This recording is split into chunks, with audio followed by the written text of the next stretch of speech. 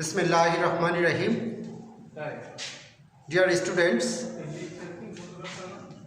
welcome to your online class from Halima Khatun Mohila Degree Mahavidyalaya.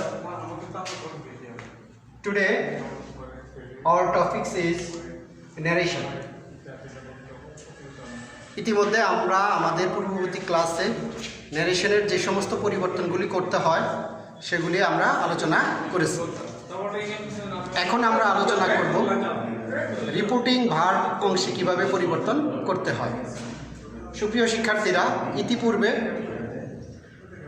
আমরা আলোচনা করেছি যে রিপোর্টিং ভার্ব এবং কমা এবং ইনভার্টেড কমা এই অংশে পরিবর্তন হয় রিপোর্টেড স্পিচ এর বাক্যের ধরন অনুযায়ী।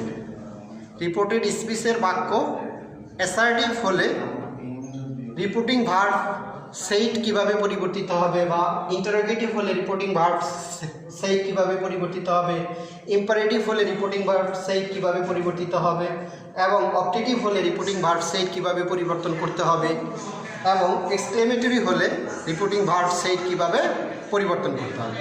এখানে বোর্ডে লেখা আছে, লক্ষ্য করো শিক্ষার্থীরা। ইনভার্টেড কমা এর ভিতরের বাক্যকে বলা হয়ে থাকে রিপোর্টেড স্পিচ। লক্ষ্য করো, আমরা পূর্ববর্তী ক্লাসে আমরা শিখেছি ইনভার্টেড কমার ভিতরের বাক্য যদি subject plus finite verb plus object অথবা কমপ্লিমেন্ট এই আকারে থাকে তাহলে সেটা অ্যাসার্টিভ সেন্টেন্স, এবং ইনভার্টেড কমার ভিতরের বাক্য যদি অ্যাসার্টিভ হয় তাহলে আমরা ডিরেক্ট স্পিচ থেকে যখন ইনডিরেক্ট স্পিচে করতে যাব তখন রিপোর্টিং ভার্ব সেইডের স্থলে সেইডই হবে। যদি সেইড টু থাকে তাহলে আমরা করব টোল্ড, আর যদি সেইডের পরে টু না থাকে, সেইডের পরে টু যদি না থাকে তাহলে আমরা সেইডকে পরিবর্তন করে সেইডই পরিবর্তন করব। সেইডের পরে টু থাকার অর্থ হলো এখানে কোনো অবজেক্ট থাকবে, রিপোর্টিং ভার্বের অবজেক্ট থাকবে, এবং সেইডের পরে যদি টু না থাকে তাহলে বুঝতে হবে যে সেইডের পরে কোনো অবজেক্ট থাকবে না। তার অর্থ হলো ইনভার্টেড কমার ভিতরের বাক্য অ্যাসার্টিভ হলে এবং রিপোর্টিং ভার্ব সেইডের যদি অবজেক্ট থাকে তাইলে সেইডের পরিবর্তে আমরা টোল্ড ব্যবহার করব। সেইড টু টোল্ড পরিবর্তন হবে, এবং সেইড এরপরে যদি টু না থাকে তার মানে অবজেক্ট যদি না থাকে তাহলে সেইডই হবে। এরপরে আসো প্রিয় শিক্ষার্থীরা, ইনভার্টেড কমার ভিতরের বাক্য যদি ইন্টারোগেটিভ হয়, অর্থাৎ ইনভার্টেড কমার ভিতরের বাক্যের শেষে যদি প্রশ্নবোধক চিহ্ন থাকে এবং ইনভার্টেড কমা এর ভিতরের বাক্যটি যদি অক্সিলিয়ারি ভার্ব প্লাস সাবজেক্ট দিয়ে শুরু হয় তাহলে আমাদেরকে কি করতে হবে? রিপোর্টিং ভার্ব সেইটকে পরিবর্তন করে কি করতে হবে? আস্কড অথবা এনকোয়ার্ড অফে রূপান্তরিত করতে হবে। আমি রিপিট করতেছি, ইনভার্টেড কমার ভিতরের বাক্য বা রিপোর্টেড স্পিচ যদি ইন্টারোগেটিভ হয়, আমরা কিভাবে বুঝবো ইন্টারোগেটিভ? যদি ইনভার্টেড কমার ভিতরের বাক্যের শেষে প্রশ্নবোধক চিহ্ন থাকে, অথবা ইনভার্টেড কমার ভিতরের বাক্য যদি অক্সিলিয়ারি ভার্ব প্লাস সাবজেক্ট দ্বারা শুরু হয় তাহলে, এবং শেষে যদি প্রশ্নবোধক চিহ্ন থাকে তাহলে বুঝবো ইনভার্টেড কমার ভিতরের বাক্য বা রিপোর্টেড স্পিচটি ইন্টারোগেটিভ, এবং সেই ক্ষেত্রে আমরা রিপোর্টিং ভার্ব সেইটকে রূপান্তরিত করব আস্কড অথবা এনকোয়ার্ড অফে। ডিরেক্টে যদি সেইট থাকে, ইনডিরেক্ট করার সময় আমরা আস্কড বা এনকোয়ার্ড অফে রূপান্তরিত করব। এরপর আমরা দেখি ইম্পারেটিভ সেন্টেন্স। ইনভার্টেড কমার ভিতরের বাক্য বা রিপোর্টেড স্পিচ যদি ইম্পারেটিভ হয়, আমরা কিভাবে বুঝবো ইম্পারেটিভ সেন্টেন্স? ইনভার্টেড কমার ভিতরের বাক্যটি যদি প্লিজ দ্বারা শুরু হয়, লেট দ্বারা শুরু হয়, ডু নট দ্বারা শুরু হয়, ভার্ব এর বেস ফর্ম বা প্রেজেন্ট ফর্ম দ্বারা শুরু হয়, ডু নট দ্বারা শুরু হয়, তাহলে কি ইনভার্টেড কমার ভিতরের বাক্যটি ইম্পারেটিভ। সেই ক্ষেত্রে আমরা ডিরেক্ট স্পিচে রিপোর্টিং ভার্ব সেইট থাকলে ইনডিরেক্ট করার সময় রিপোর্টিং ভার্ব সেইটকে আমরা কিসে রূপান্তরিত করব? ওই ইনভার্টেড কমার ভিতরের বাক্যের অর্থ অনুযায়ী যদি আদেশ প্রকাশ পায় তাহলে আমরা কমান্ডেড অথবা অর্ডার্ড করব, অর্ডার্ডে রূপান্তরিত করব। যদি ইনডিরেক্ট রিপোর্টেড স্পিচ যদি অনুরোধ প্রকাশ করে তাহলে আমরা রিপোর্টিং ভার্ব সেইটকে রিকোয়েস্টে রূপান্তরিত করব। ইনভার্টেড কমার ভিতরের বাক্যের অর্থ দ্বারা যদি উপদেশ বোঝায় বা পরামর্শ বোঝায় তাহলে আমরা অ্যাডভাইস অথবা সাজেস্টেডে রূপান্তরিত করব। ইনভার্টেড কমার ভিতরের বাক্যের অর্থ দ্বারা যদি প্রস্তাবনা বোঝায় তাহলে আমরা রিপোর্টিং ভার্ব সেটকে প্রপোজডে রূপান্তরিত করব। তাহলে ইম্পারেটিভ সেন্টেন্স এর অর্থ অনুযায়ী আমরা রিপোর্টিং ভার্বকে রূপান্তরিত করব। ডিরেক্টে সেইট থাকলে ইনডিরেক্টে আমরা অর্থ অনুযায়ী commanded, ordered, requested, advised, suggested, proposed ইত্যাদিতে রূপান্তরিত করব রিপোর্টেড স্পিচের অর্থ অনুযায়ী। পরবর্তী বাক্য অপটেটিভ সেন্টেন্স। সুপ্রিয় শিক্ষার্থীরা, অপটেটিভ সেন্টেন্স আমরা কিভাবে চিনব? ইনভার্টেড কমার ভিতরের বাক্য যদি অপটেটিভ হয়, কিভাবে হবে অপটেটিভ? আমরা কিভাবে কি দেখলে চিনব?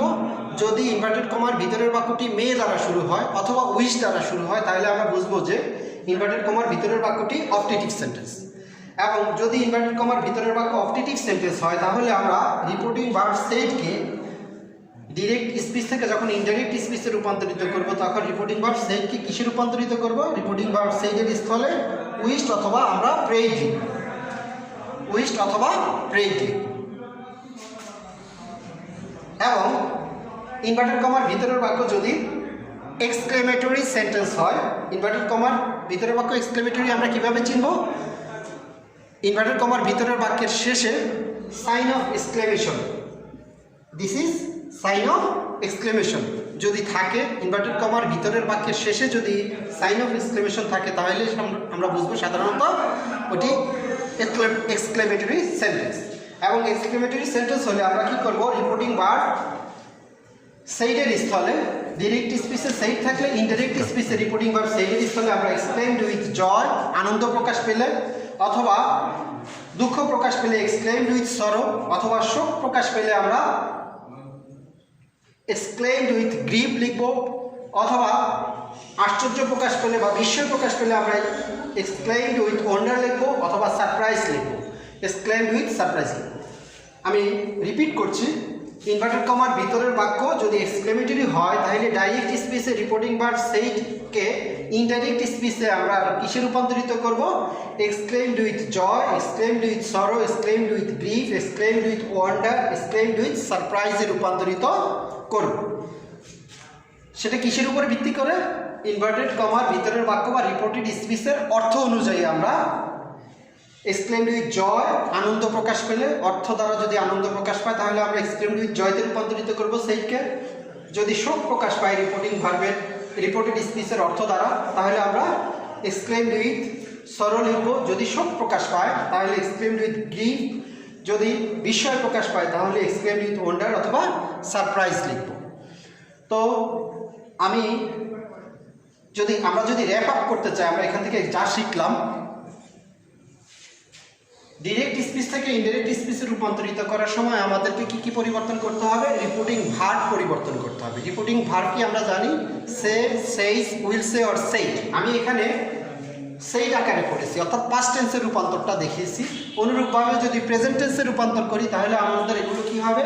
সেইড টু এর পরিবর্তে টেল হবে বা টেলস হবে, সেইডের পরিবর্তে সেইজ হবে, সেইডের পরিবর্তে আস্কস অথবা এনকোয়ার্স হবে, সেইডের পরিবর্তে কমান্ডস অথবা অর্ডার প্রেজেন্ট টেন্সে হবে, সেইডের পরিবর্তে উইশ অথবা প্রে হবে, সেইডের পরিবর্তে এক্সক্লেমস উইথ জয়, সরো এটসেট্রা প্রেজেন্ট টেন্সে করতে হবে। যাই হোক, তাহলে আমরা কি শিখলাম? রিপোর্টিং ভার্ব আমরা কিভাবে পরিবর্তন করব? রিপোর্টেড স্পিচের দিকে লক্ষ্য রাখবো। যদি রিপোর্টেড স্পিচ অ্যাসার্টিভ সেন্টেন্স হয়, ডিরেক্ট স্পিচে সেইড থাকলে আমরা ইনডাইরেক্ট স্পিচে সেইড টু এর পরিবর্তে টোল্ড লিখব অথবা সেইডের পরিবর্তে সেইড লিখব। রিপোর্টেড স্পিচ যদি ইন্টারোগেটিভ হয় তাহলে ডিরেক্ট স্পিচের সেইডের পরিবর্তে আমরা ইনডাইরেক্ট স্পিচে আস্কড অথবা এনকোয়ার্ড করব। রিপোর্টেড স্পিচ যদি ইম্পারেটিভ সেন্টেন্স হয় তাহলে ডিরেক্ট স্পিচের সেইডের পরিবর্তে আমরা অর্থ অনুযায়ী ইম্পারেটিভ সেন্টেন্সের অর্থ অনুযায়ী আমরা সেইডের স্থলে commanded, ordered, requested, advised, suggested or proposed লিখব। এবং ইনভার্টেড কমা এর ভিতরের বাক্য যদি রিপোর্টেড স্পিচ যদি অপটেটিভ সেন্টেন্স হয় তাহলে আমরা সেইডের পরিবর্তে উইশড অথবা প্রেইড লিখব। এবং এক্সক্লেমেটরি সেন্টেন্স যদি হয় তাও অর্থ অনুযায়ী রিপোর্টেড স্পিচের অর্থ অনুযায়ী আমরা কি করব? Exclaimed with joy, exclaimed with sorrow, exclaimed with grief, অথবা এক্সক্লেইমড উইথ ওয়ান্ডার অথবা সারপ্রাইজ লিখব। আশা করি বুঝতে পেরেছো শিক্ষার্থীরা। আমরা আমাদের পরবর্তী টপিক্স 2-তে আমরা শিখব রিপোর্টিং ভার্ব এবং রিপোর্টেড স্পিচের মধ্যবর্তী যে কমা আছে, কমা এবং ইনভার্টেড কমার স্থলে কানেক্টিং ওয়ার্ড কী দিতে হয় সেটা আমরা শিখব আমাদের পরবর্তী ক্লাসে। আশা করি ভালো থাকবা, নিরাপদে থাকবে। আল্লাহ হাফিজ।